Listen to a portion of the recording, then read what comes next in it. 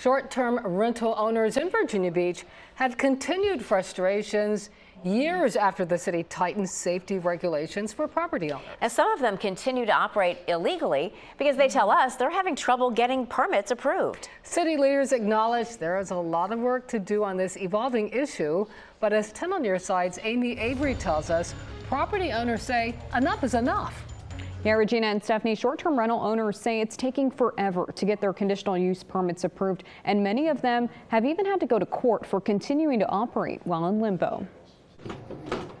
Mark Keller has a small one-bedroom suite inside his Virginia Beach home that he rents out to people visiting the oceanfront. Guests have their own entrance here. He switched from a long-term rental to a short-term a few years ago because it triples what he can bring in revenue-wise. Keller retired in 2012 after flying F-14s and F-18s in the Navy and says this is how he makes ends meet. Need to earn money. I'd like to use this as long as I'm not bothering anybody else. Keller's home is outside the Oceanfront Resort short-term rental overlay district map. But because he was operating prior to 2021, when these changes were enacted, he believes his property should have been grandfathered in.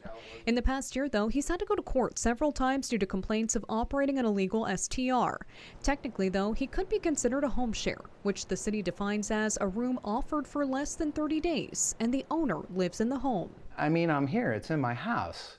You can't cough downstairs without me hearing it upstairs. Keller says he's not sure where the complaints are coming from. He doesn't believe they're coming from his neighbors, but instead people all over the city upset about short-term rentals. In various city council meetings, Virginia Beach homeowners have complained about STRs bringing different guests to the area. A lot of folks are concerned about neighborhood protection, about short-term rentals being every other house or every house in this precious Old Beach neighborhood. Since 2019, there have been more than 2,100 complaints about short-term rentals. The top complaints: operating an STR illegally, not having proper signage, and parking concerns.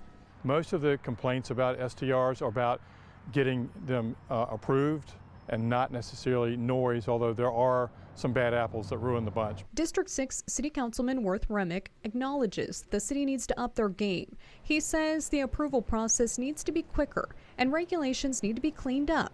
He says one of the biggest holdups right now is getting a structural engineer to sign off on your property because they're so busy. That's what's hanging up the process, is some of these regulations that are needed but maybe could be more efficient. And while Mark sits in limbo, he wants the city to clear up the confusion so he can stop going to court. Why are they so desperately concerned with giving me a hard time about this?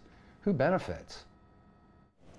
Now, rental owners also believe they offer something the hotels can't, while the city says they're targeting the same clientele. We've got that part of the story and the city's plan moving forward coming up at 6:15.